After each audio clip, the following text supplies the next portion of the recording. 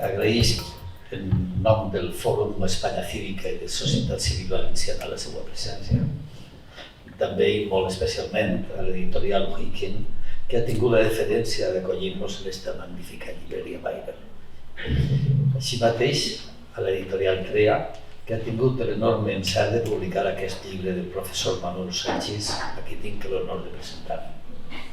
És per a mi una gran alegria ser així a Barcelona, la ciutat on va néixer ma mare, la ciutat dels prodigis de Mendoza i de Mercè, que no, la ciutat de la cultura, de l'urbanisme i de l'arquitectura, que tan decisiva ha sigut en la meva formació professional com a arquitecte i com a urbanista. Així que no puc referir-me a la precisió que sempre s'ha d'exigir a qui parla. Un llibre sòlid, farcit d'idees, de conceptes i erudició, com aquesta misèria de l'economia, fruit del treball d'un professional i al temps amic que sempre va apostar per l'excel·lència.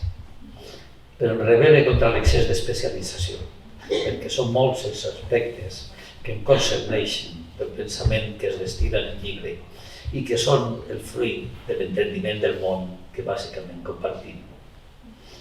El profesor Manuel Sanchis es filósofo, además de economista, algo que siempre está presente a lo largo de sus páginas en este gran libro. Aspira a entender la economía como una parte ineludible de la organización del mundo en que nos ha tocado vivir y que solo puede entenderse en toda su complejidad. Y se revela ante el estado de cosas. Él dice ir en contra, pugnar con el pensamiento de la corriente principal de la economía y dar respuesta a las contradicciones, disfuncionalidades y miserias de la racionalidad económica convencional del hombre económico. Y dice no a la injusticia, a lo inaceptable. Por eso propugna aquella economía que consiga una mayor armonía con la idea de justicia. El problema no es la asignación óptima de recursos en el mercado, sino el provecho que produce para todos los concurrentes, que el provecho que produce para todos los concurrentes sea justo, también para los que están fuera del acuerdo, pero que se ven afectados por él.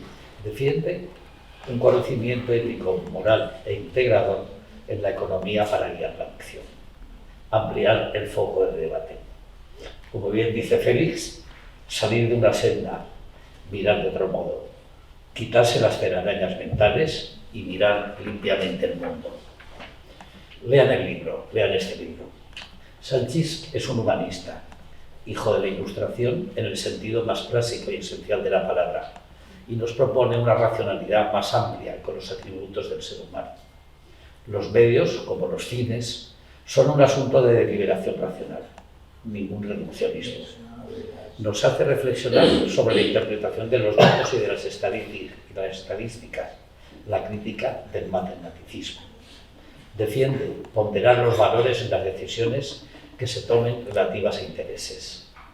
No niega la exigencia de eficiencia, pero sabe que el mercado es una institución con un sustrato moral y que las decisiones del poder tienen una componente política, moral o institucional. El profesor Sanchis, al igual que Félix, no ha llegado a catedrático por esa conjunción de mezquindad y mediocridad tan corriente en los departamentos de la Universidad Española. Utilizo palabras de Trapiello. Pese a sus numerosas aportaciones a la ciencia económica a través de libros, artículos, en revistas especializadas y prensa que son siempre inteligentes. Pese a su condición de doctor en Economía y Filosofía cum laude, de profesor titular de la Universidad de Valencia, maestro cercano y atento y exigente con sus alumnos, quienes le profesan un especial reconocimiento que tanto nos dice de su valía.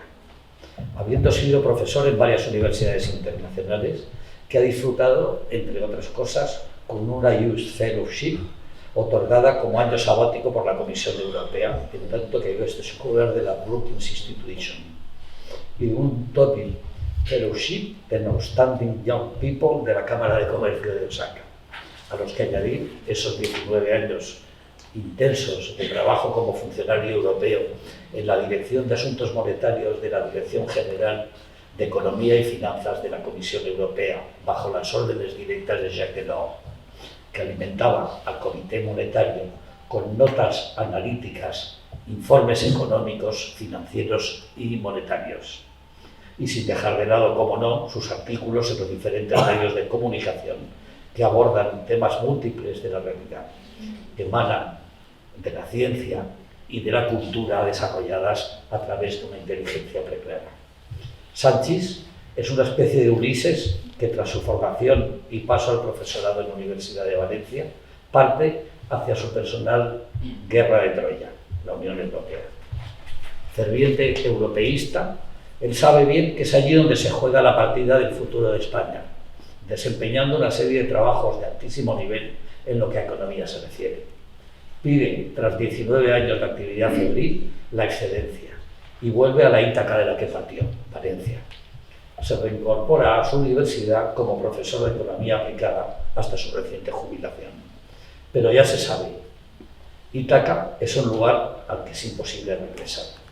Así que comienza una nueva etapa de fructífera soledad, alejada de las cuitas y de los sinsabores académicos, cual si de un extranjero se tratase, en la que aflora, finalmente, la experiencia de toda una vida de trabajo. Y ahora, entrando en el campo de lo personal, hoy tengo la oportunidad de honrar la figura de un intelectual y a la vez de un amigo. Los amigos son los que nos hacen mejores, nos decía Aristóteles. Esta es una evidencia en mi caso concreto.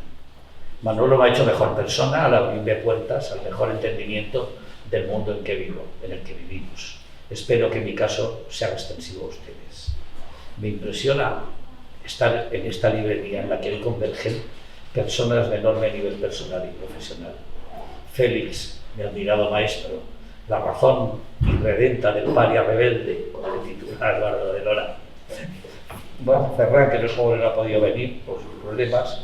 Raúl, amigo de Manolo, con el que coincidió en un curso de verano en la London School of Economics y de quien fue miembro del tribunal de su tesis. Hombre de sentido común y excelente catedrático de economía aplicada. Y a Luis, con quien Manolo coincidió en más de una ocasión durante los gloriosos años de la Comisión de l'ONU.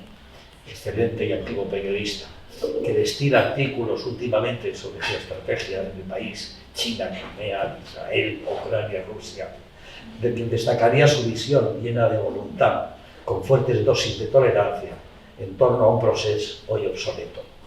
Será Luis quien nos presente a cada uno de los ponentes y el encargado de moderar esta presentación. Les dejo pues en buenas manos. Muchas gracias, moltes gràcies. Bona tarda, bona vesprà, ho haig de dir en valencià. Vesprà. La verdad es que estoy encantado de estar en la librería Bairo y además también acompañado con una mezcla de compañía valenciana por una parte y de profesores de economía por la otra. Yo la verdad pues tengo muchos amigos valencianos, Manolo entre otros, y tengo muchos amigos economistas, pero no soy ni valenciano ni economista. Y de economía ya le dije yo a Manolo cuando me pidió que presentara el libro, que no soy precisamente el mejor indicado para hacer tal cosa, por lo que mejor que me limite a presentar a los ponentes. No puedo resistirme de todas formas a decir 4 cosas sobre mi lectura, que como le dije a Manolo cuando recibí el libro, saqué el lápiz, que yo ya había de pasar, quizá es debido a no sé leer sin subrayar. Y bueno, y es un libro que me ha fascinado, a pesar de mi ignorancia en la especialidad de Manolo y de los dos amigos que nos acompañan, profesores de economía. Me ha fascinado, por una parte, todo un aspecto que me ha hecho recordar mis años ya de hace, que casi ni recuerdo, de que estudié filosofía de la ciencia, que he visto que Manolo ha hecho un esfuerzo importante para conceptualizar lo que es el trabajo de los economistas desde el punto de vista de la metodología y de la filosofía de la ciencia. No, sobre todo lo que me ha gustado del libro es el talante y el enfoque, ir a la contra desde el principio. Y algunos conceptos que me han parecido, que yo no sé muy bien si son realmente absolutamente originales, pero que para mí lo son. Me ha encantado la idea de la economía del soborno como como una forma de entrar en lo que es la economía clásica, que convierte pues, en el mercado como sistema de asignación aparentemente justo de recursos, en un sistema para sobornar voluntades. Me ha interesado también muchísimo la idea de la economía como una racionalidad vacía, que además creo que en este aspecto, tu libro es muy teórico y no va más lejos en este sentido, pero yo, que estoy muy interesado en los temas de la política concreta, me ha hecho pensar en la utilización de la economía y de los economistas por parte del capitalismo autoritario. En China, por ejemplo, pues, realmente no hay mejor economía que esta economía vacía para hacer funcionar el sistema. Luego, la idea de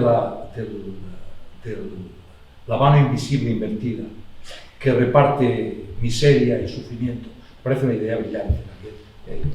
No sé si es original tuyo, ¿no? Pero parece una idea fascinante y muy interesante porque efectivamente explica, dándole la vuelta a lo que es la idea utilizada probablemente de forma demagógica por un cierto ultraliberalismo, llega al fondo del tema. Y finalmente, una última idea que me parece también muy interesante de tu crítica del utilitarismo, que es la idea de convertir al ciudadano con derechos en un individuo deseante. Me hace pensar en un debate que vi el sábado pasado sobre la maternidad subrogada, en la que alguien, no sé quién fue, que estuvo muy bien, que denunció precisamente que la desaparición de la idea del derecho para sustituirla por la idea del deseo. Que es decir, el deseo como derecho, y todo lo que uno desea se convierte en derecho. Creo que que hayamos llegado a este punto, en una cuestión que afecta incluso a la vida, a la biología, es muy interesante como expresión precisamente del capitalismo utilitarista. Es decir, en que el individualismo llega al punto en que incluso tiene que ver con el derecho a decidir. Es decir, el derecho a decidir es el deseo de decidir. Es decir, es el momento en que hemos convertido lo que es una aspiración que puede ser individual, colectiva, sobre lo que se quiera, la identidad, la nacionalidad, etc., convertirla en un derecho. Y yo creo que está muy bien traído y a mí me ha hecho pensar que efectivamente tu crítica del capitalismo utilitarista puede llegar a servir para precisamente ver con mayor claridad hasta dónde llega el ultraindividualismo en nuestras sociedades. Me ha gustado mucho la frase final, que no me puedo resistir de citar. Pasaríamos de la lógica de la economía capitalista de la sociedad capitalista y entraríamos de lleno en el trapicheo y la mercantilización de los derechos básicos. Que creo que este es el... Bueno, esto no me podía aguantar yo. Yo sé que no estaba en mi papel, pero lo he querido decir. Y dicho esto, bueno, yo tengo aquí unas notas que voy a leer, no puedo leer la de Ferran, que nos acompaña, para dar la palabra primero a Félix, que yo no sé, yo voy a repetirlo porque creo que vale la pena que quede claro para quienes están escuchándonos, que es doctor en Ciencias Económicas por la Universidad de Barcelona y profesor titular de Metodología de Ciencias Sociales, y ha sido profesor visitante de la Pompeu, con estancias en el Centro de Ética, Racionalidad y Sociedad de Chicago y en Wisconsin-Madison. Ha publicado muchos artículos, algunos en el periódico donde yo fui jefe de opinión, y otros en revistas especializadas en teoría de las ciencias sociales, y es autor de una docena de libros sobre historia del pensamiento social, metodología de las ciencias sociales, fundamentos del socialismo, crítica al nacionalismo, teoría del republicanismo, los modelos de democracia y teoría del arte, y el más reciente, secesionismo y democracia. Ha colaborado en claves de la acción práctica, en revistas de libros y letras libros, entre otras. Y como dice en esta nota, colaboró en el periódico El País hasta el 2018. Y desde entonces es la palabra. Bueno, pues encantado de estar Perdón, disculpe. De estar entre amigos ahora. Ya, señor Graf. El libro me resulta más, aunque permití la arrogancia de decir, más cercano a mí, seguramente temáticamente, porque las dos materias que imparto es filosofía de la ciencia, metodología de la ciencia y ética y sociedad, que viene a ser filosofía política, que es la segunda parte, ¿no? Entonces me resulta, en el sentido más cercano, me he sentido muy cómodo con su lectura, muy conmovido por su valentía, pero esto basta con conocerte a ti para saberlo, ¿no? Que hay algo de reto continuo, con un conocimiento minucioso de las filosofías de la ciencia, hasta el momento de la, por así decirlo, de la eclosión en donde las grandes filosofías de la ciencia. Ahora hay filosofías específicas de la ciencia sobre modelos de explicación, sobre ciertas cosas en concreto, pero no el guión que tantos nos entrenamos y que tantos maltrataron y que tú recuperas con elegancia, que es ese cuadro que viene del Popper, bueno, el Círculo de Viena, el Popper, Kuhn, Lakeitios, y un apunte de lo que fue el estructuralismo, que se dio en llamar el estructuralismo como teorías de la ciencia. Y luego también, eso que ahora destacaba Lluís, es un tratamiento en la segunda parte, si la podemos dividir sistemáticamente, en lo que son las teorías, lo que han sido las teorías de la justicia, la teoría de la sociedad justa, ¿no? Para decirlo en términos de Rawls, la primera virtud de las instituciones es la justicia, ¿no? Entonces, y eso está también muy bien. Y además rescatando al autor que generalmente ha sido descuidado, que es Gautier, ¿no? Sí, o sea, pero que es un autor que se queda un poco descolgado de las estrategias habituales, que empiezan el utilitarismo, que es una teoría con muchas aristas, es decir, hay un utilitarismo marxista. El propio Peter Singer, que ahora está muy de moda por tantas razones, es un tipo que procede del marxismo, luego deriva en un utilitarismo que tiene unas variantes incluso objetivistas, porque la versión de satisfacer los deseos, sí, pero hay quienes dicen, no, hay que satisfacer los deseos, pero es que las preferencias de los individuos no me dan un criterio verdadero de cuáles son sus reales necesidades. Entonces yo puedo hablar de las necesidades y de atenderlas sin que tenga en cuenta ni siquiera las preferencias de los individuos. Naturalmente los filósofos tenemos trucos para todos y se puede hacer una maravilla y se pueden hacer todas las variantes, ¿no? Luego el Nozick, que también es quizás el que se ha asociado demasiado primitivamente con una defensa del capitalismo. El propio Nozick más mayor se desmarca de esa visión como si él fuera un apologista del mercado. El tratamiento de Rawls está muy bien. Tiene además hay unas anotaciones, a mí por ejemplo, varias de las que ha dicho Luis me han parecido muy pertinentes, y hay una que es sobre la responsabilidad acerca de los efectos, de las consecuencias imprevistas de la propia profesión, ¿no? Yo creo que es algo que nos tenemos que tomar muy en serio, ¿no? Es decir, obviamente nadie puede anticipar, esto viene de Merton, ¿no? Buena parte de la teoría social, de la sociología, se ha considerado las consecuencias imprevistas de las acciones previstas de los individuos, aquello que no está en el horizonte intencional de las gentes y sin embargo es algo, y ahí está la gracia de las explicaciones sociales, ¿no? Nadie dijo un día, me voy para la guerra de los 30 años, sino que un día la guerra de los 30 años se produce como consecuencia de la interacción entre muchos individuos. Eso es así, pero aún así tenemos una responsabilidad importante como científicos sociales acerca de las consecuencias o implicaciones de los conocimientos que administramos. Quizá, y como se trataba de hacer un debate, yo no sería tan pesimista en algunas cosas. No creo que hasta cierto momento de la historia describe muy bien cuál es la situación de la teoría económica, hasta donde yo, que soy menos competente en teoría económica, ¿no? Me he tocado muchas coplas, ¿no? Pero sí creo que el desprecio a la dimensión empírica, que tú lo has destacado y que forma parte de esa historia permanente de la economía durante mucho tiempo, la despreocupación, el viejo debate por el realismo de los supuestos y los agentes económicos son maximizadores de una función de utilidad con una serie de características que no se corresponden con cómo son realmente los agentes que nosotros podemos observar en el mercado y en las conductas reales. Todo ese tipo de anatomía, que forma parte de la anatomía en algún sitio más bonita, lógicamente, de la teoría económica. Y esto no me he cansado de repetirlo. A mí la micro me pone cachondo, no sirve para nada desde el punto de vista explicativo, pero es una maravilla, lógicamente, ¿no?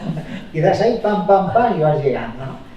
Y además me gusta otras cosas, diciendo así tangencialmente, pero cuando tú, en vez de adoptar una posición de yo defiendo una escuela, o defiendo, yo defiendo, o sea, tu análisis de la profesión habla de tres estrategias, si no recuerdo mal, una estrategia axiomática, una segunda que hablas empírica y otra que es institucional, ¿no? Cada una tiene sus procedimientos, pero no están adscritos a ninguna escuela en particular, es decir, no, porque por ejemplo yo también he echado a faltar también por biografía, pues lo que fue la crítica que en Valencia tuvo mucho peso, de Srafa, de la tradición ricardiana esta, ¿no? Para mí uno de mis másteres es Alfonso Barceló, bueno, aunque solo sea porque ellos fueron críticos, han hecho un tipo de teoría económica en donde los supuestos de racionalidad no son tan centrales, y creo que eso, pues bueno, pero tú no adoptas esa estrategia y es perfectamente legítimo, tu corte es tangencial a ese tipo de disciplinas, ¿no? Es por una parte, pues, una es formalista, otra empirista y otra institucional, ¿no? Si no recuerdo mal.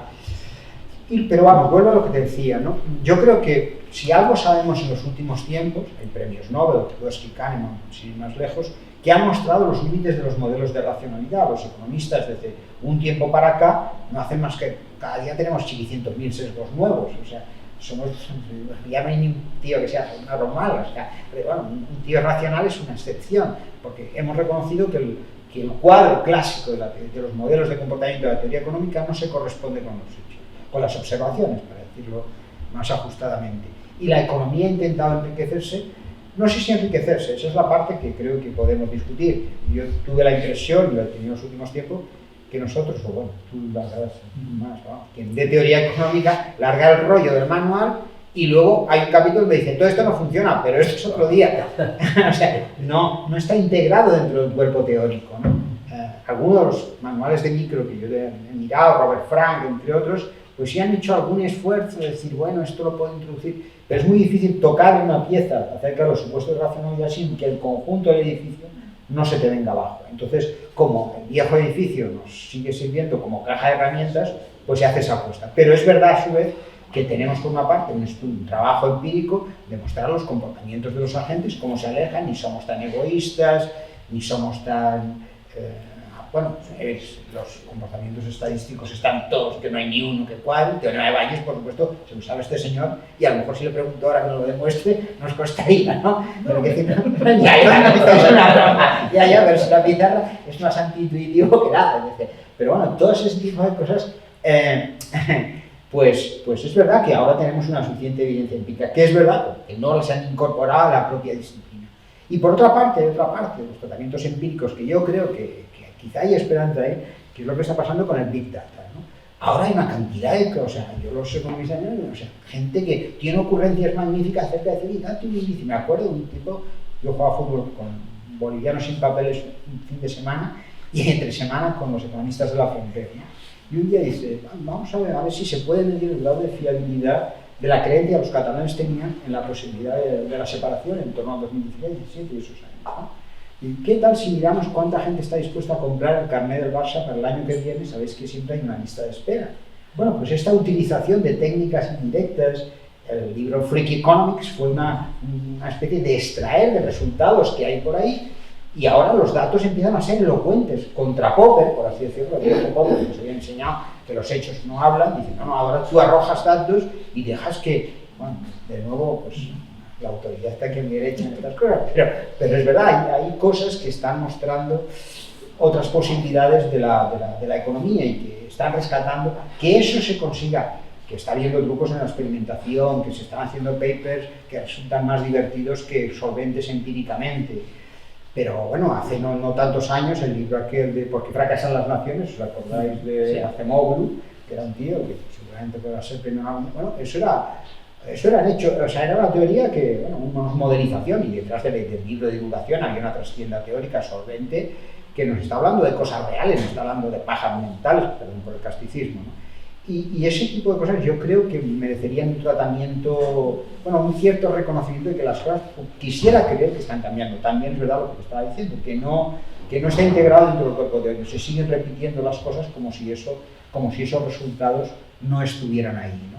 Pero vamos, por lo demás, hasta el campo, y esto es un poquito, está muy bien contado. Ustedes pueden aprender filosofía de la ciencia, pueden aprender teorías de la justicia distributiva simplemente leyendo este libro, aunque solo sea instrumentalmente en ese sentido, es una razón para leerlo y una invitación para hacerlo, fuera de una erudición que va destilando en pequeñas, y un cierto anecdotario más o menos incluso divertido a veces. Bueno, pues esto. Bueno, tenemos que lamentar la ausencia de Ferran Brunet, ¿no?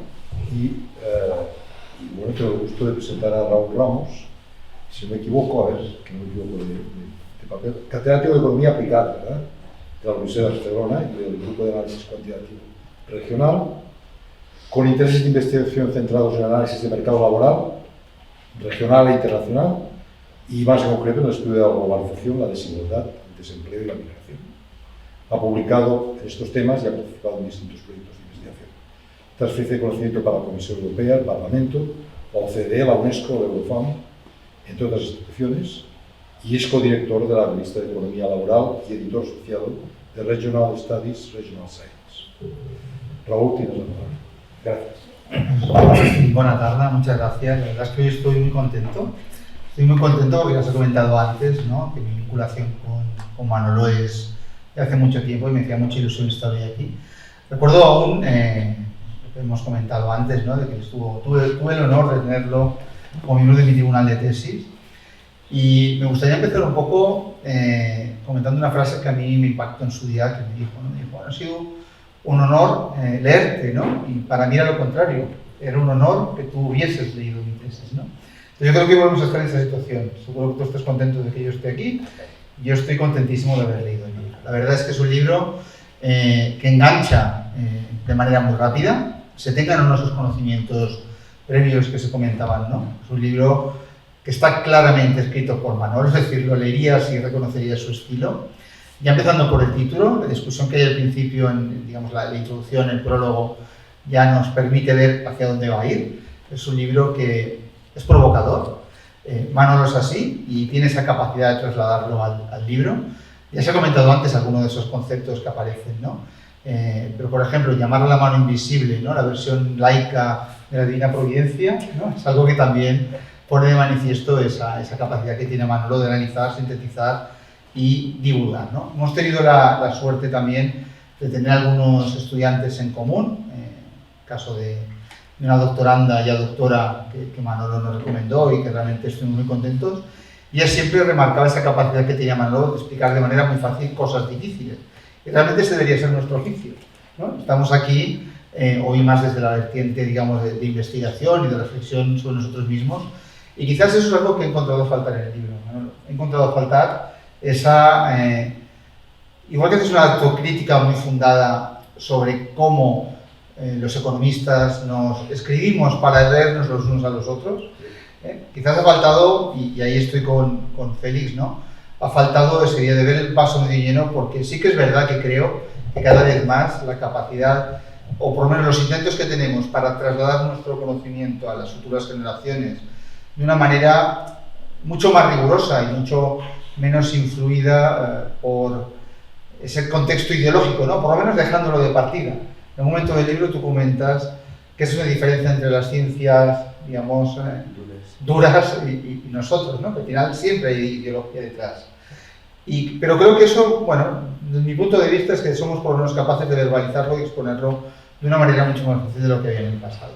Para mí el libro me ha retrotraído hace muchos años, cuando tuve el placer de tener como profesores de la asignatura de Historia de las Doctrinas a Jordi Pascual, Pere Pascual, o en Metodología de las Ciencias Sociales a Toni Domènech y a mi colega aquí sentado, Félix, que realmente es la autoridad en este tema. Realmente lo he disfrutado mucho, creo que los lectores también lo harán. Creo que aunque el libro enganche no es de lectura fácil en el sentido de que nos vamos a parar, vamos a pensar, vamos a volver, pero ese es un poco también el objetivo, ¿no?, hacernos a todos darnos cuenta de por dónde vamos. Por alusiones, quizás por mi vertiente más aplicada, ¿no?, en términos de estadística, econometría, en general ciencia de datos, ¿no?, que aplico en mis investigaciones, creo que el libro recoge bien un poco de dónde venimos, pero quizás le ha faltado también hacia dónde vamos, ¿no? Félix hablaba ahora de inteligencia artificial, no quiero entrar a hablar del chat GPT, podemos hacerlo después, pero sí que es verdad, que tenemos una serie de instrumentos, una manera de entender esos instrumentos que cada vez más huyen de esos parámetros, de esos supuestos que teníamos en el punto de partida, y buscamos más apoyos, no solo lo que nos dicen los datos, sino también en muchas otras disciplinas. La economía hoy en día se está convirtiendo, desde la perspectiva más aplicada, en una ciencia que integra mucho más elementos multidisciplinares de lo que lo ha hecho en el pasado. Antes hablamos de la relación entre economía y psicología con alguna de las personas que están del público y realmente estamos avanzando mucho en este ámbito. Cada vez más, cuando se plantean determinados tipos de intervenciones sociales, determinados tipos de experimentos, no es un economista el que lo define de manera individual y pensando en ese cuerpo teórico que nos infundieron de alguna manera en la facultad hace muchos años. Nos lo hace cada vez más acompañado por todo un conjunto de profesionales que son expertos en distintos ámbitos, que conocen mucho mejor que nosotros algunos de esos mecanismos que queremos estudiar. Y creo que eso es un avance importante, ¿no? Y creo que ahí ha faltado un poco esa prospección. Por lo tanto, te animo a escribir el siguiente libro sobre este tema, ¿eh? También creo que el libro se basa en esa segunda tesis doctoral, ¿no?, que he realizado yo desde una posición, digo, mucho más madura que la primera, ¿no?, por una cuestión de edad, de experiencia, de tiempo y de conocimiento, ¿no? Y seguramente esa capacidad que has tenido de poder escribir este libro es precisamente el resultado de todos esos años, ¿no?, tanto de experiencia profesional como de acumulación de ese conocimiento y de esa manera de trabajar. A mí la parte que más, creo que la primera parte es una parte muy crítica, pones muy de manifiesto todas esas, nos pones ante el espejo de alguna manera y dices, esto es lo que veo. Y la parte final del libro, donde precisamente entras en todo el tema de justicia, que es para ti la justicia, ese falso debate entre ciencia y equidad, esa parte me ha interesado mucho más, ¿eh? Quizás porque creo que en esa parte dejas más de hacer una crítica, entre comillas, destructiva y construyes de una manera mucho más clara, ¿no? Se ha hablado antes de algunos de los premios Nobel. Bueno, pues quizás algunos de los más recientes también suponen un avance importante de esa perspectiva, en el análisis de ese concepto de justicia y de cómo los economistas podemos contribuir a cambiar la realidad de una manera distinta, como se ha hecho hasta ahora, ¿no? Y creo que ahí sigo viendo el vaso más medio lleno que medio vacío, ¿eh? Coincido con Félix en ese sentido. Por lo tanto, agradecerte de nuevo que haberme dado este espacio hoy. Mi más sincera enhorabuena por el libro, y como te decía, espero el siguiente volumen con impaciencia. Gracias. Bueno, yo creo que ya se acerca al final de mi tarea. Yo no quisiera dar la palabra al artista y al protagonista sin antes decir un par de cosas que me he olvidado, que me he dejado en tintero, y que explican por qué estoy aquí también. Porque, claro, en mitad de las mayores tempestades monetarias que ha sufrido Europa, en el momento en que teníamos en Bruselas probablemente la mejor comisión que hemos tenido en la historia, Manolo era una fuente mía. Y yo era corresponsal en Bruselas y tenía un contacto no tan solo en el pub irlandés que había en la esquina entre la comisión y mi despacho, sino que además también yo le llamaba con gran frecuencia para que me ayudara a interpretar e intentar orientarme un poco sobre un mundo realmente que entonces yo diría que era todavía más enigmático y complicado que ahora. Entre otras cosas, ya casi nos hemos olvidado, Manolo, de que no había euro, era el ECU. El ECU. Teníamos la unidad de cuenta europea y que nos creíamos los más ingenuos que terminaría llamándose escudo o ECU. Y luego lo cambiamos. Antes incluso ya había una denominación de euro. Euro, sí. En el año 70. Sí. En el Banco Europeo de Inversión. Banco Europeo de Inversión. Sí, bueno, hay toda una historia de... Bueno, yo entonces es allí donde conocí a Manolo. Luego, cuando yo regresé a la redacción en Madrid y me ocupé de la sección de opinión, Manolo empezó a escribir, creo que entonces, el periódico, y a este título pues me ha invitado en cierta forma, de intruso, aunque debo decir que después de escuchar lo que he escuchado aquí, me siento perfectamente cómodo, porque creo que la economía, fundamentalmente, es ética y es filosofía política.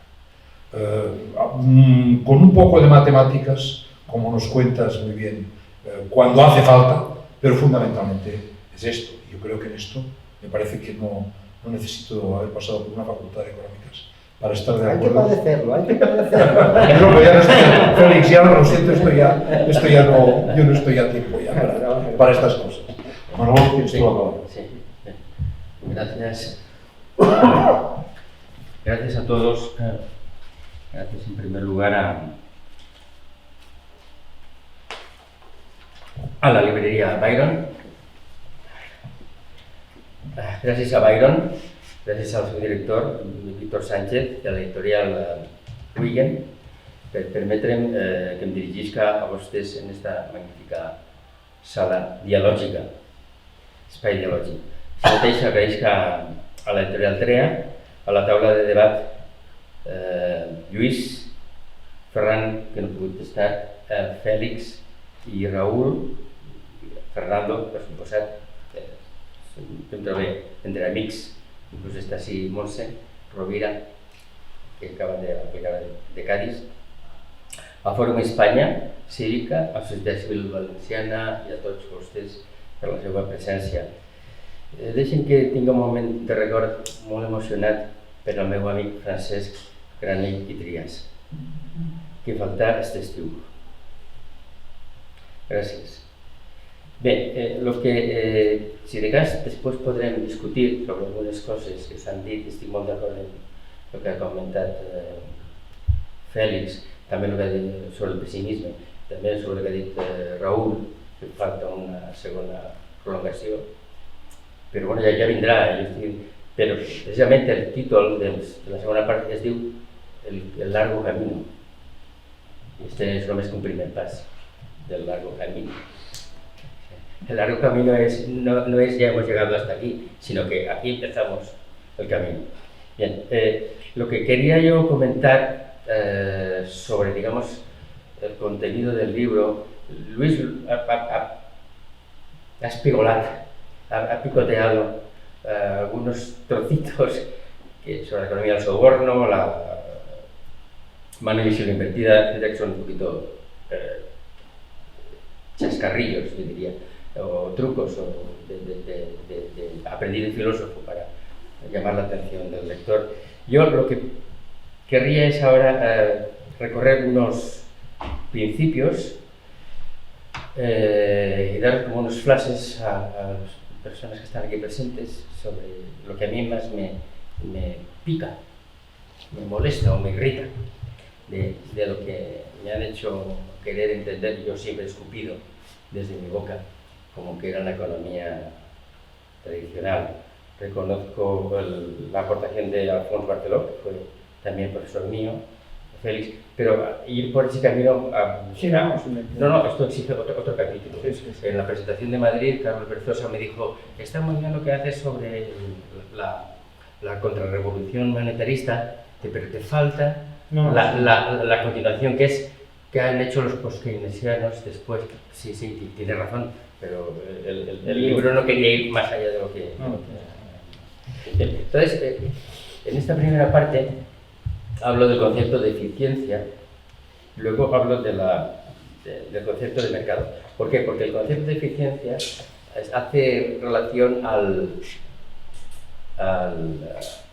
la producción, mientras que el mercado hace relación al comercio. Es decir, que estoy analizando los dos pilares del capitalismo, el de laissez-faire y el de laissez-passer. Es decir, la producción, la libertad de producir y la libertad de intercambiar. Y claro, el principio de canónico, yo esta noción canónica de economía, pues la rechazo, la refuto. O si no la refuto, por lo menos yo la rechazo. Que es la de Robbins, que nos dice que la economía es neutral entre los fines. La economía no está concernida por los fines como tales, sino que toma los fines como algo dado, y a partir de ahí el economista solo está concernido por el modo en el que es capaz de alcanzar esos fines que le vienen dados y que están limitados.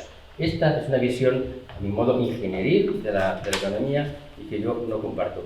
La elección de los medios para obtener los fines que están fuera de mi alcance, que me son impuestos, no es neutra en valores como Robbins pretende, porque aunque los fines le vengan impuestos desde fuera, para alcanzarlos, el economista está obligado a considerar las consecuencias entre los afectados, porque serán distintas según utilicemos unos recursos u otros recursos, unos medios u otros medios. Por lo que los fines y los medios pasan a estar sometidos a una racionalidad estratégica, interesada.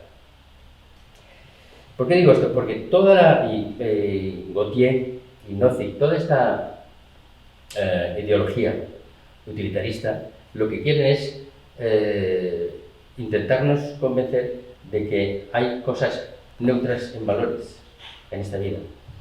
Y es muy bueno, no hay absolutamente nada en esta vida que escape a la valoración del hombre.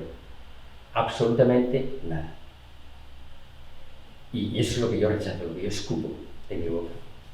Los economistas, guiados solo por el principio de eficiencia, no estamos autorizados a separar ambas racionalidades de fines por una parte y de recursos o medios por otra. Sin una conexión, el uso eficiente de recursos escasos no tendría límites y podríamos justificarlo todo. Por ejemplo, el Lager nazi. El Lager nazi era muy eficiente, maximizaba los recursos escasos al utilizar la piel de los judíos para fabricar pantallas de las lámparas.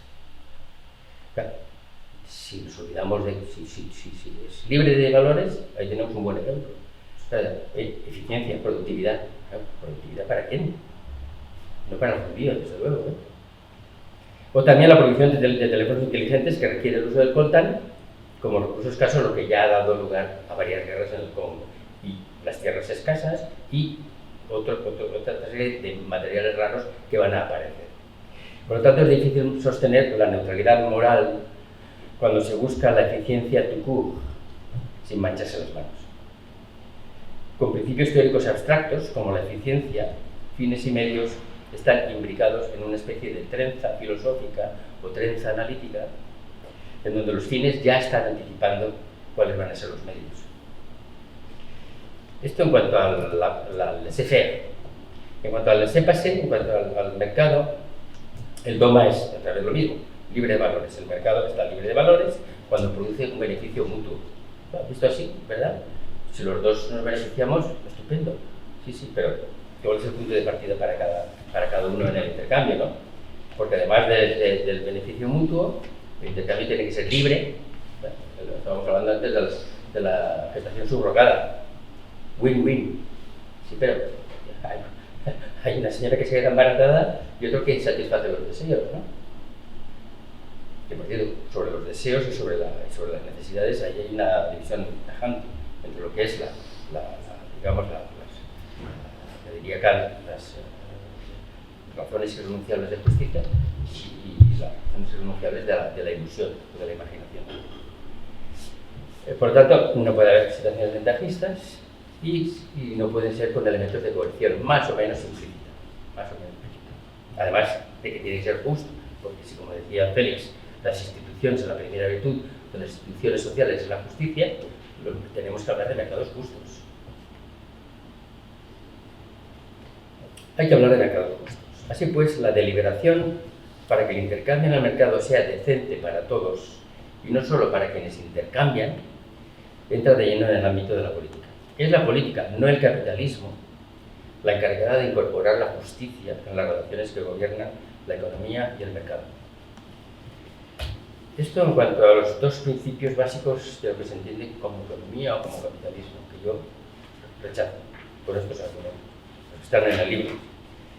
En segundo lugar, el tema de la matematización y la matematicidad. Vamos a ver, la matematización clarifica el análisis económico como clarifica el análisis físico. Sin matemáticas y sin modelos matemáticos podría ser de otro modo, pero las matemáticas son más fácilmente manipulables. Podrían ser modelos físicos. Phillips tenía un modelo físico en la London del flujo circular de la renta, etc. Pero es más complicado, ¿no? Bueno, sin matemáticas, sin modelos matemáticos no hay ciencia. Por tanto, matematización sí, pero no siempre es cierto que cuanto más matemáticas haya, más ciencia hay, más científica es la economía. A veces, más matemáticas significan solamente eso, más matemáticas, nada más. Y eso es lo que yo critico, una mayor matematicidad. Pero el público, como confunde la ciencia con las matemáticas,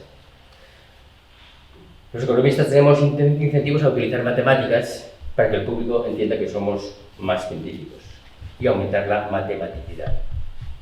Esto produce al menos tres efectos nocivos sobre la economía. Primero, Reduce el poder explicativo porque descansa en supuestos irreales, incorrectos o equivocados. Lucas, un premio Nobel muy reverenciado, afirma sobre los modelos: todo modelo bien articulado, capaz de responder a las cuestiones que se le planteen, ha de ser artificial, abstracto, evidentemente irreal. Patently unreal, dice. A mí siempre me han enseñado que un modelo era una representación simplificada de la realidad. Este señor dice que tiene que ser evidentemente irreal. Romer, otro premio Nobel, keynesiano, es quizá lo que quería decir Berzosa, que debía de desarrollar, considera que Lucas y otros economistas siguen estas dos consignas sectarias. Primero, criticar la figura de un economista reverenciado, como es Lucas, constituye una seria violación de un código de honor. Y segundo, que los hechos sean falsos, que las predicciones de los economistas sean erróneas y que los modelos no tengan ningún sentido, no importa lo suficiente como para preocuparse. Segundo, perjudica a la matematización de la economía, porque distinguir la matematicidad de la matematización obliga a los economistas a un esfuerzo y a una pérdida de tiempo y terminan al final por no leer artículos que contengan demasiada matemática. Una cosa que se llama coste de oportunidad, que nosotros hemos aprendido y que lo complica. Y por ejemplo, Lucas, en Ideas and Growth del 2009, en económica, tiene un error en una de sus pruebas matemáticas. Alfa dividido por gamma tiene que ser menor que 1. Y en el artículo pone que es mayor que 1. Esto lo comenta Romer en un artículo del 2015, en The Mathiness, The Theory of Economic Growth, en la American Economic Review 2015. Y Romer dice: oiga, se lo dije a Lucas, se lo dije al editor de la revista, se lo dije a los peer reviews, a los que habían revisado la revista, y salió publicado con el error. Esto es una prueba más de que les importa un bledo el contenido matemático de sus artículos. Están en otra onda. Esto es lo que yo critico, que nos tomen el pelo. En tercer lugar, permite que la política de los profesores se enmascare como si fuese ciencia. Ahí están ahí. Pues cualquier norma que coloca a la autoridad por encima de las críticas hace que la gente coopere como miembros de una secta que persigue objetivos políticos, morales o religiosos. La matematicidad es, a mi modo de ver, una ideología atrincherada que disfraza las intenciones políticas de estos economistas, que aplican una racionalidad vacía al servicio del poder. En tercer lugar, formalismo versus empirismo. Bueno, estas dos nociones de economía que analiza el libro, formalista y empirista, se refieren a universos mentales inconexos y, por lo tanto, inconmensurables. No se tocan, no hay tangentes. Ninguna está autorizada a reclamar sobre la otra un estatus científico superior. Pero la formalista, que está basada en la abstracción pura, no cuantitativa, responde a criterios de validez. Tiene significado, pero no tiene contenido. En Castellón, Aymeric puso un ejemplo muy bueno de esto. Decía: un unicornio más un unicornio igual a 2 unicornios. ¿Tiene significado? Sí. 1 más 1, 2. ¿Tiene contenido? No. La empirista descansa en la intuición observacional. Responde a criterios de verdad. Tiene significado y tiene contenido. Evidentemente yo me adscribo a esta última, pero tanto el formalismo como el empirismo son necesarios. Porque, parafraseando a Kant, el pensamiento económico formalizado sin contenido empírico estaría vacío. Y el empirismo económico sin conceptos, sin abstracción pura, estaría ciego. A pesar de su complejo de superioridad frente a los empiristas, los economistas formalistas como Lucas han publicado más de un artículo que contenía errores en alguna demostración, a pesar de estar informados de ello, como os acabo de explicar. Todo esto demuestra que ni los propios autores, ni los colegas que revisan los artículos, ni los editores se preocupan en serio del contenido matemático. Los formalistas privilegian la precisión, los empiristas la verdad, como correspondencia con la realidad. Pues cualquier teoría, si no está verificada por la evidencia empírica, no tiene valor científico alguno y debe ser rechazado frontalmente. De todos modos, si yo tuviese que elegir entre un enunciado económico ajustado a la verdad, porque se corresponde con los hechos, y otro enunciado que privilegie la precisión, sin que tome en cuenta los hechos, diría que prefiero estar vagamente en lo cierto antes que equivocarme con total precisión. Tercer aspecto, racionalidad económica. La racionalidad económica del mainstream, de la corriente principal de la economía, defiende una transformación ontológica del hombre y reduce el Homo economicus, que está fijado por Pareto, a un individuo deseante. Fue el sueco Carl von Linné quien clasificó al ser humano como Homo sapiens, y Pareto es el que acuña el término Homo economicus en el Manual de Economía Política del 1906, que desarrolla el modelo teórico empirista y verificacionista del británico John Stuart Mill, que defendía el utilitarismo de Jeremy Bentham. Por su parte, Machado, por boca de Juan de Mairena, afirma que lo corriente en el hombre es la tendencia a creer verdadero lo que le reporta alguna utilidad. Pero lo bien cierto, como hemos visto con la intervención de Félix y la de Raúl, es que las decisiones de las personas no se ajustan a lo que prescribe la racionalidad calculativa del Homo economicus. Psicólogos y neuroeconomistas han demostrado que no nos regimos solo por el interés propio. No somos solo calculadores racionales. No tenemos solo visión perfecta del futuro. Nos influye en la elección la liberación autónoma de hormonas. Esto es curioso, hasta en los mercados financieros. Se lo decía a mis alumnos. Las decisiones para comprar y vender acciones muchas veces son función de la liberación de hormonas. No en balde, la palabra hormán en griego significa motivar. Somos inconscientes, tenemos sesgos cognitivos, somos inconsistentes, nos importa la ética y la justicia. Asimismo, Amartya Sen demuestra que la elección racional, críticamente examinada, es más rigurosa y permisiva porque no excluye que tras un análisis riguroso podamos decidir algo en contra de nuestro interés propio. Que lo que piensan siempre critican. Todo es en función del interés propio. Un político nunca puede tomar decisiones que vayan en contra de su interés propio. Todo lo más que puede, eso en falacias políticas, todo lo más que puede hacer es tomar una decisión que beneficie al bien común siempre y cuando esté en concordancia con su interés propio. Bueno, pues no. Tras un análisis crítico, una persona puede elegir no seguir su interés propio. Por eso, los factores determinantes del comportamiento económico deben incluir la naturaleza cognitiva de las emociones y la asunción de valores éticos distintos a los del utilitarismo. Es necesario un cambio en el modelo de racionalidad que incluya una vida moral interior que contenga una fuerte carga deliberativa primero y normativa después. Eso en cuanto a la racionalidad.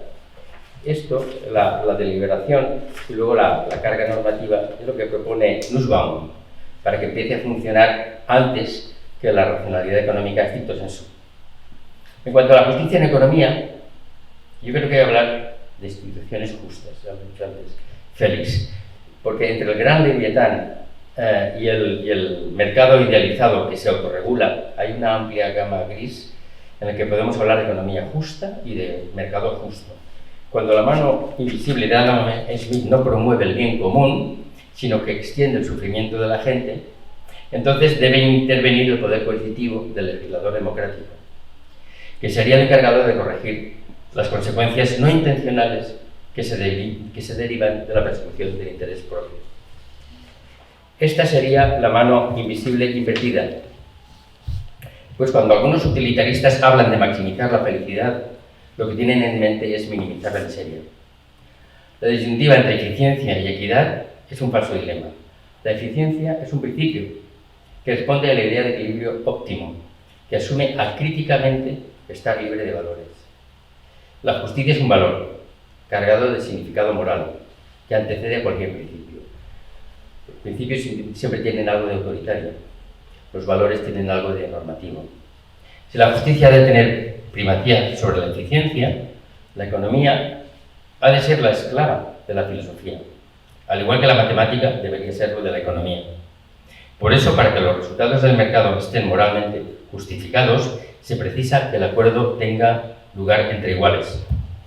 Lo contrario nos lleva al planteamiento neoclásico, a lo que denomino la economía del soborno, que privilegia la compra de intereses y valores de quienes sufren los daños derivados de unas instituciones económicas que no toman en consideración sus intereses legítimos, sino los de aquellos agentes económicos que obtienen mayor utilidad, mayor valor. La economía del soborno, por ejemplo, postularía que el derecho del dueño de un bar a producir contaminación acústica nocturna puede ser adquirido por el agente económico que obtenga mayor utilidad, en este caso el dueño del bar, frente a los vecinos que no pueden dormir. Pero el propietario de dicho bar no tiene derecho a producir ruido, por la simple razón de que no toma en cuenta los intereses legítimos de todos los afectados. Y seguiría sin tenerlo, aunque entregase a los afectados una compensación o soborno para hacerse perdonar. En cuanto al mercado y, digamos, el aspecto más micro, sería la justicia en la economía. Y en cuanto al estado social de justicia, que es un poquito más la macro, que es lo que me estaba diciendo Raúl, que esperaba que continuase, si lo he entendido bien, déjeme que señale que no tiene nada que ver con el nivel de riqueza o de bienestar de un país. No es función del nivel de renta, sino en cómo se reparten los bienes antes y después de producirlos, y casi más antes que después. Avanzar hacia el Estado social de justicia no significa obtener más prestaciones del Estado, sino cumplir con las exigencias irrenunciables de justicia para todos. ¿Por qué no incorporamos a nuestra Constitución los valores de una economía justa? Una Constitución material, no una Constitución procedimental, que los incorporase orientaría a los poderes políticos hacia una realización de valores superiores como son la justicia, y ayudaría a establecer una democracia deliberativa. Bien, esto como resumen de los puntos que yo destacaría, hay muchos más, algunos los habéis destacado vosotros, que os lo agradezco, con las críticas. Termino. Les dejo con el libro y con los encantos ocultos de la economía que contiene. Razonamientos abstractos sobre cantidad o número, que hace Raúl, razonamientos experimentales sobre cuestiones de hecho o de existencia, también hace Raúl. La otra, la economía de los eunucos, de razón hueca, impotentes para penetrar el mundo de la vida económica y fecundarlo, la de quienes practican la impostura intelectual del vicio ricardiano, es decir, conclusiones prácticas sobre cimientos débiles pero muy atractivos, y el pecado nefando del adoptismo, es decir, hipótesis auxiliares ad hoc, estratagemas convencionalistas, estratagemas inmunizadoras. La economía de quienes, parafraseando a Kant, se rigen por el hueco verbalismo matemático, dogmático y pedante, de la vieja clase profesoral. De alguna forma, Raúl, tú has dicho que seguimos dando los manuales. Bueno, repito, el hueco verbalismo matemático, dogmático y pedante de la vieja clase profesoral que sigue repitiendo los mismos estúpidos manuales, del que nacen los inagotables prejuicios de las escuelas de economía, más absurdos y obstinados que los del vulgo, pero también de la precoz charlatanería de los jóvenes profesores de la economía matematizada, que se sirve de una racionalidad que castra la capacidad crítica y que es mucho más vacía e incurable que la ignorancia. Esta nueva escolástica, que transmiten un saber acartonado, que no toca los problemas económicos reales y concretos, y que a menudo está a sueldo del poder, como diría Hume, arrójese a las llamas, pues nada puede contener salvo sofistería y engaño. Esa es su miseria. Gracias.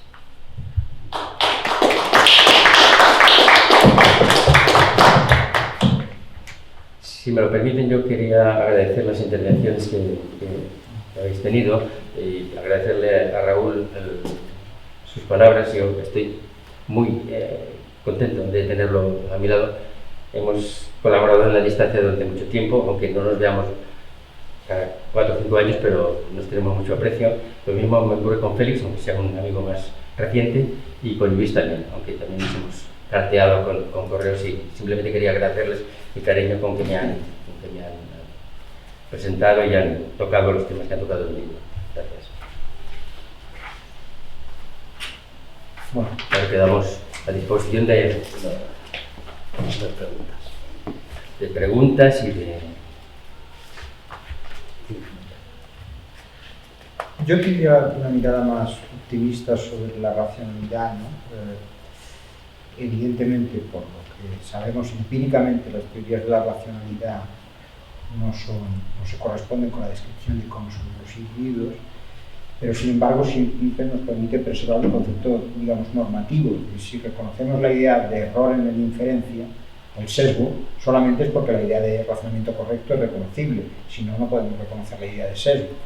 Entonces, hay lugar para una disciplina. O sea, yo llamativamente comparto todas tus conclusiones, muy pocos, o sea, que creo que la posibilidad de una ciencia neutral, creo que las matemáticas es un mundo aparte, es decir, o sea, lo que ayuda a las matemáticas es a clarificar la anatomía de los argumentos. Sabes que una inferencia viene, porque la mitad de nuestras argumentaciones cotidianas, los periódicos lo hacemos con frecuencia cuando intervenimos, son razonamientos en donde una cosa lleva a otra al modo de una novela, y se amparan en supuestos implícitos que no están ahí, ¿no? Tú dices, bueno, esto produce, y siempre, por ejemplo, la geoestrategia es un género muy fácil, porque yo empiezo en Rusia y acabo en donde me da la...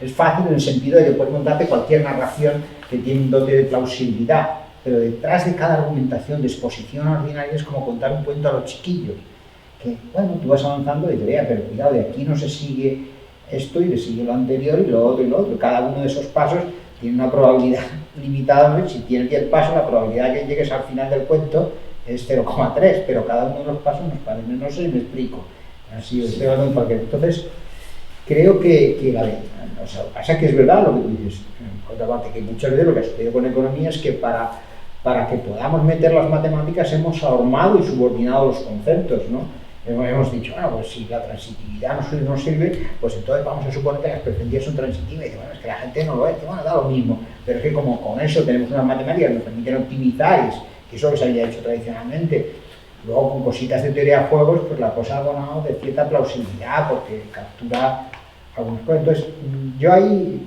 la desvincularía, ¿no? Y desde luego hay ciencias muy consolidadas tradicionalmente, pues que sea la botánica, que sea aburrida y tediosa, ahora ya cuando llega la inteligencia artificial, pues se harán dentro de las facultades de los botánicos y eso, pero vamos, antes venían a echar los humanistas, creo. Pero esos son disciplinas que... también todas las especies, lo que echaban los botánicos. Claro. Pero bueno, eso al final pues es una disciplina sin mucha vocación teórica, pero te permite hacer, o sea, la geología tradicional, la tectónica de placas, son teorías que nos permiten hacer, no predicciones, porque no hacemos predicciones, pero te permiten hacer cierto conocimiento de la realidad, y eso es ciencia natural, ¿no? Y luego hay otra línea de pensamiento que a mí me interesó mucho de mis viejos marxistas, pero bueno, os acordáis que luego ya se fueron quitando, no sé, el marxismo, pero sí, no se quitan de eso, pues es un progresista, eran Samuel Bowles y Harold Inglis, que eran dos tipos que habían trabajado, porque tienen modelos de micro, con cosas que vienen de la biología, y asumen un modelo antropológico que es el homo recíprocas, ¿no? En vez del homo economicus, dicen, no, los individuos pues ni somos unos hijos de perra, ni somos un santos valores, sino que pues, asumimos un principio de por mí, mañana por ti. Y eso, y lo han incorporado a modelos y han podido hacer algo parecido a eso. Entonces, yo no, simplemente vuelvo a decir lo que te decía, o sea, comparto buena parte de tu argumentación, pero no sería tan pesimista, quisiera creerlo, ¿no?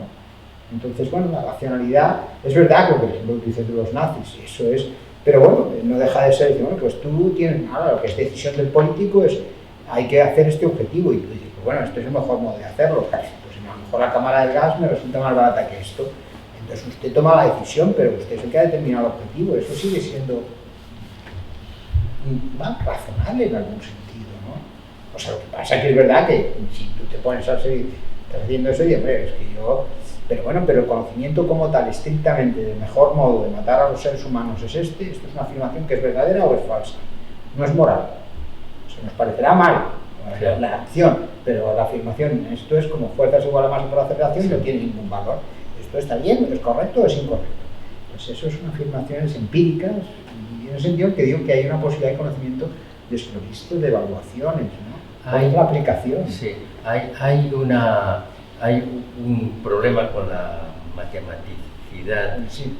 o por la formación matemática. Eso lo explica Gerard Debreu, creo que Sí, sí. en una alocución inaugural a la Asociación Vale, sí. Europea de Economistas Americanos, donde dice que la formación matemática de un economista no es neutra a la hora de que ese economista plantee un problema matemático. Dice, lo plantea en términos matemáticos y luego se va siguiendo ese planteamiento matemático y se olvida del problema económico inicial y se queda solamente en la parte Sí, sí. matemática. Y él mismo es un ejemplo, porque el libro de Debreu no ha hecho más economía que Claro. la teoría del valor, que es un libro puramente teórico, Sí. y Sí, seguramente no pero- sabrá ni qué hacer con pero- sus ahorros este hombre. Pero quiero decir que son precisamente Sí, Debreu sí. y Maurice Allais, que son, No, pero Ale es que- un genio, ¿eh? que son, sí, Hostia, por el supuesto, Ale es un pero genio.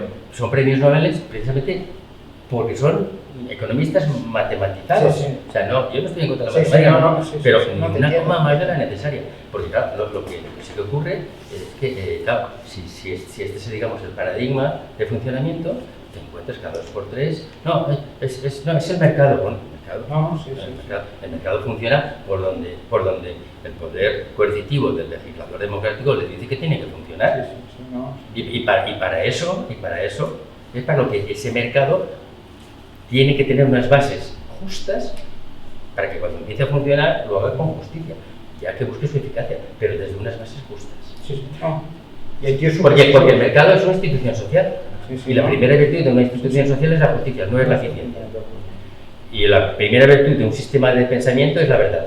Sí, sí. Por eso, a nivel micro, yo veo que hay una forma de entender la justicia en economía que a nivel macro es distinta. Es decir, que a nivel macroeconómico juega más la idea de equilibrio y la idea de distribución de cargas del ajuste a nivel agregado.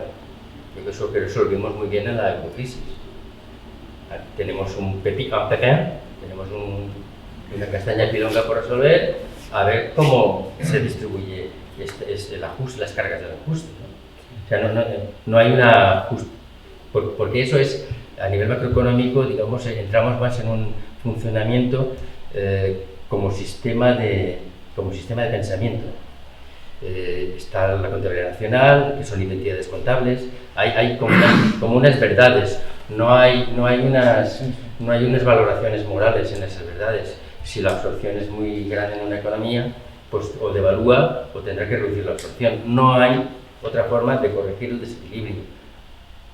Bueno, ahora sí. Si me permites, Sí. y ahí es donde un Sí. tema que tú comentas en el libro, es, yo creo que el daño que han hecho en momentos claves, como que estás comentando, Sí. Ese tipo de reglas matemáticas, como pueden ser las reglas fiscales o las reglas monetarias, ¿no? En la que se ha asumido una determinada ecuación matemática que resume, ¿no?, ese supuesto comportamiento Sí. de los agentes en el agregado, Sí.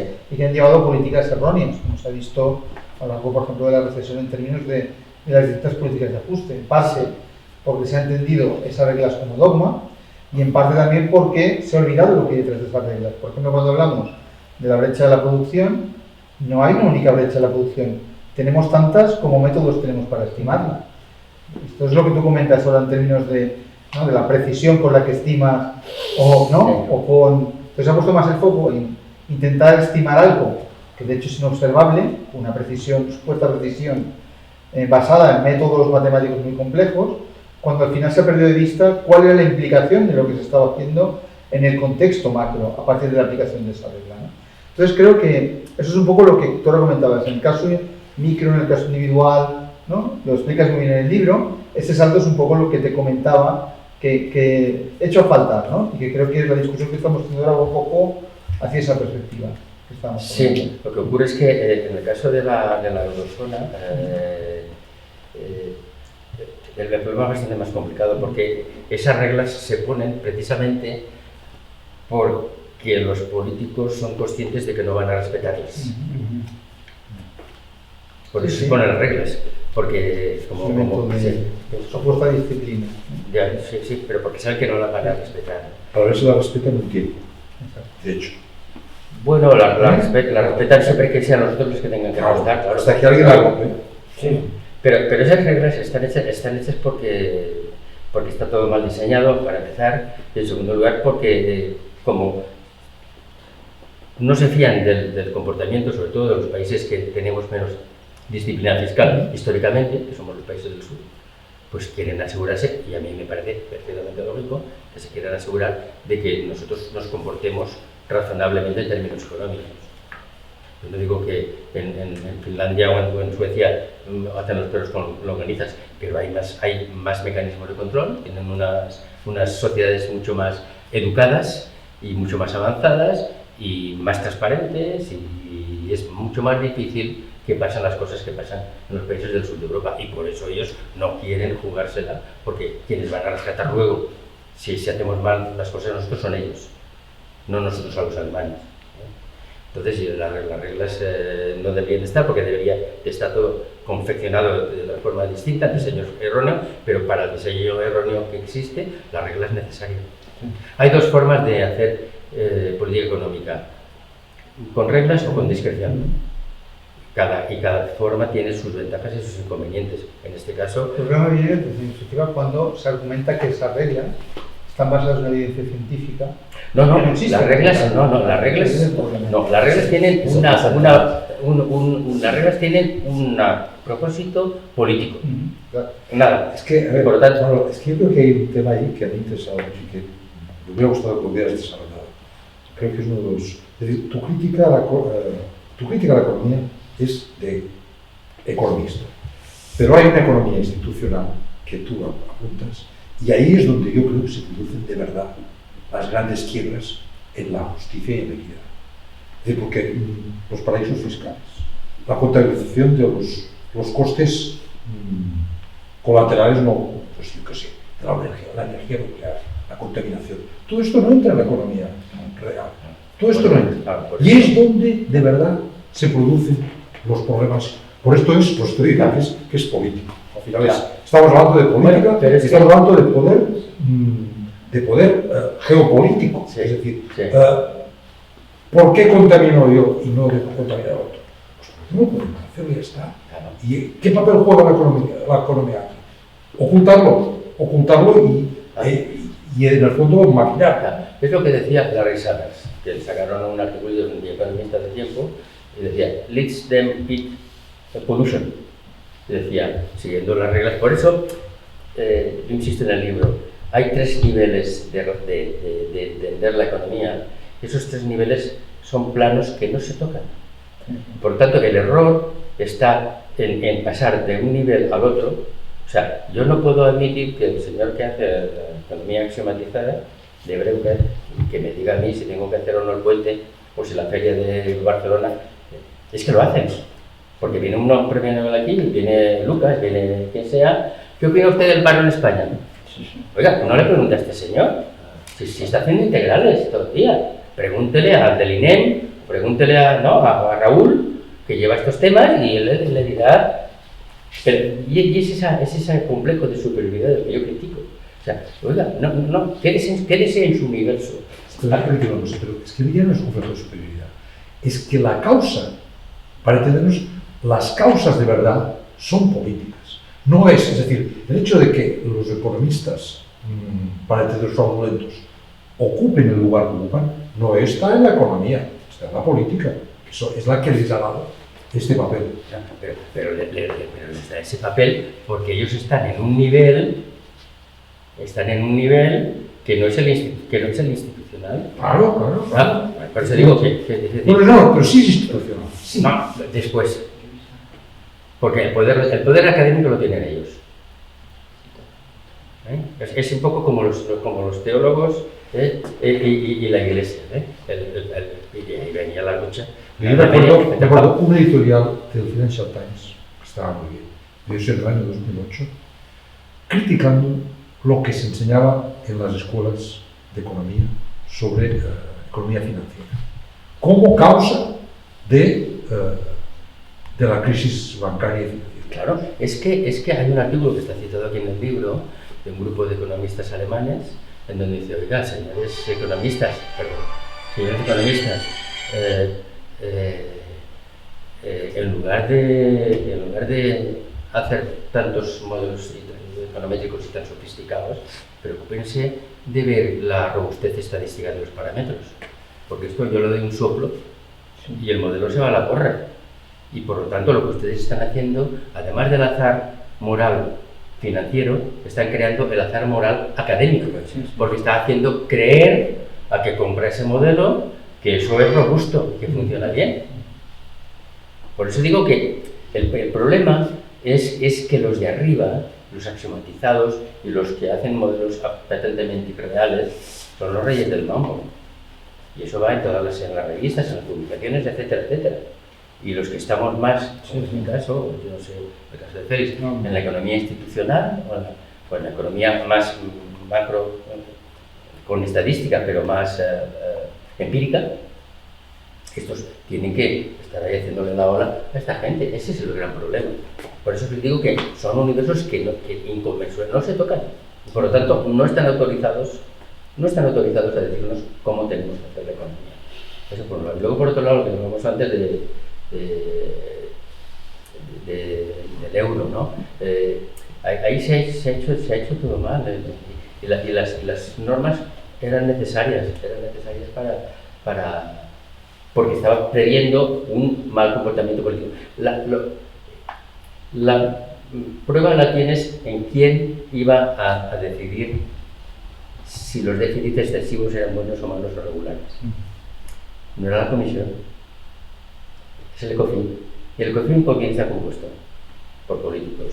Un día por Raúl, y otro día por mí, otro día por Félix y el pastelero. Sí. Ahora, con los fondos estructurales, la comisión dice que está todo muy bien. ¿Quién es la comisión? ¿El colegio de comisarios o los servicios? Seguro que mis compañeros de la DGFIN están que rabian porque el comisario correspondiente les habrá dicho que lo que ellos decían que era blanco ahora es negro. ¿Por qué? Porque el político del colegio de comisarios ya ha pasteleado con Escrivá o con quien sea. O sea que a nivel de la eurocrisis el problema era otro, cómo se metía la política, y por eso hacían falta normas que no deberían de existir. Pero desde el punto de vista, yo evidentemente no soy economista, ni se me ocurriría además, es decir, soy urbanista, me dedico al tema del problema de la ciudad, de la arquitectura también, evidentemente. A mí, bueno, me encanta oíros hablar, me encanta vuestro discurso, porque en definitiva creo que el problema que estamos teniendo en todas las profesiones es un problema, vamos a llamarlo universal, ¿no? Es decir, primero, de una serie de datos que vamos acumulando, pero que no acabamos de encajar para buscar las soluciones que creemos que vamos a buscar. Es una ironía absoluta de nuestro conocimiento, además. Pero observo que sí que hay una parte de lo que decía Félix, que es absolutamente necesario el ir adelantando en el conocimiento. El conocimiento para llegar a los objetivos que nunca llegabas. Es decir, vale, partamos un poco de esa base, ¿no? En la teoría de la ciudad van surgiendo continuamente nuevas ideas, que son ideas con respeto y con todo el respeto, estúpidas. Es decir, el tema de la ciudad inteligente es que acaso cuando los ansimonianos traen el agua o la luz o tal, no están haciendo nada inteligente. Ahora, ¿qué nos están ustedes contando? Es decir, el poder va emanando una serie de los 15 minutos. Que ponemos wifi aquí o allá. Pues muy lógico, ¿no? Pues en los 15 minutos usted tiene que ir a comprar a un sitio, pues si está más lejos utilizará mayor necesidades. Pero pese a todo, sí que en la teoría de la ciudad, yo supongo que en la economía pasará algo así, sí que se van, pues eso, va entrando la ecología, va entrando lo que es el funcionamiento de las personas, el caminar, el andar, el tema de los espacios comunes que antes no existían, los equipamientos. Es decir, que en ese sentido yo tengo un cierto optimismo, aun sabiendo que jamás llegaremos a ese final. Es decir, la economía es un mundo absolutamente distinto y me parece alucinante, me parece una auténtica maravilla, porque claro, llegar a definir cómo las relaciones económicas entre las gentes y la relación con el Estado, con los poderes, Además, bueno, pues ya todos sabemos que el Estado y las leyes son injustas porque responden a intereses concretos determinados, pero bueno, en nuestras manos está el gestionando, digamos, los movimientos que vayan haciendo falta. Bueno, yo os agradecería muchísimo os agradezco vuestro discurso y la verdad es que no hago más que aprender, y lo cual está muy bien. Lex injusta no es lex, dicen los vecinos, o sea que por ahí hay que caminar. Sí, sí. Muchas gracias a todos, gracias a la comunidad.